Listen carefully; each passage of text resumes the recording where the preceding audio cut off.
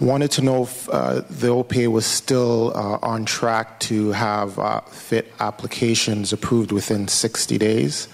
That's one. And I also wanted to know if there's some talk of digression of rates, and if I know initially in the consultations it had said 2 years for digression of rates, if that's still the case. And third part is, if there is going to be digression of rates, will there be consideration for carbon credits? Thank you. Okay, so lots in that question. So on the first one with regards to the applications, yeah, we have made service guarantees with regards to once the application comes in the door that we would turn those around.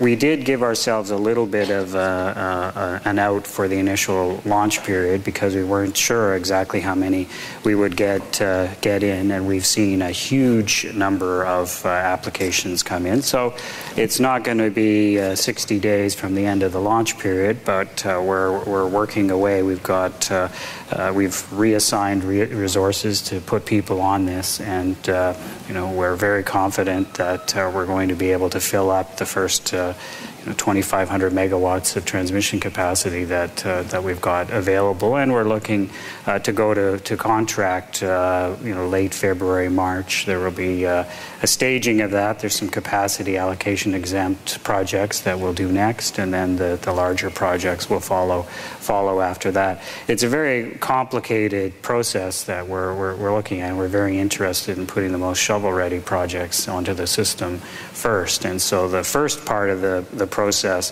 had some criteria associated with it.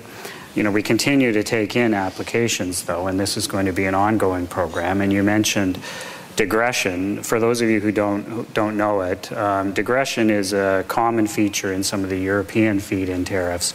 For solar in particular, there's a step down either every 12 months or every 100 megawatts or so. The price automatically goes down. Recognizing that the technology is improving and the price is going down, we actually had built that feature into the first tariff schedule that we put out last fall.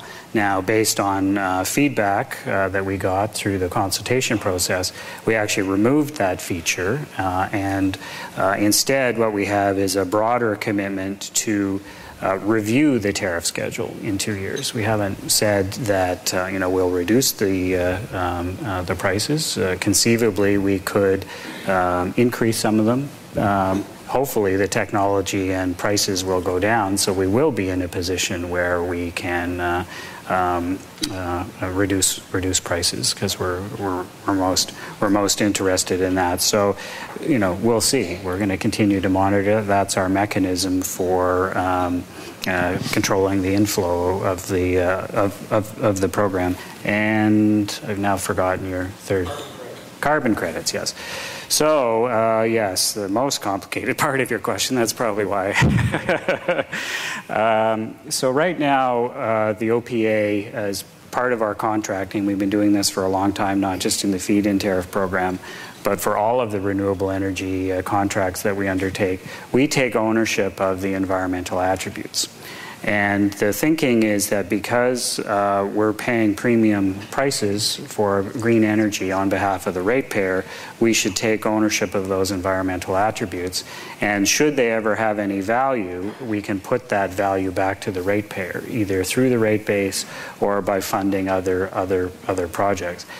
As time has moved along, I think we're seeing that we might have to get a little more sophisticated in that treatment. We're going to have to see whatever cap and trade regime comes into existence in the U.S. and in this country, and whether or not those attributes that we hold now actually have any value, either in a compliance market or a voluntary market. One of the questions that's in front of us now is whether we should get out ahead of what's happening in the U.S. and a federal regime, and build some made in Ontario experience, and enter the voluntary market. We do get approached regularly for companies that are interested in buying our attributes because they're high quality. It's a tricky question, though. You know, you look at the European experience and the value change of those, and some of the experiences that have happened and experiments that have happened on this continent. Whether or not just how much value these are going to have remains to be seen. But you know, we're interested, like I say, probably in a slightly more sophisticated approach in maybe parsing ownership of some of those attributes to recognize, you know, what companies need for their own production purposes and a few other things. So, hard to answer that question without being windy, and I could have gone on for another half an hour, so I'll spare you that.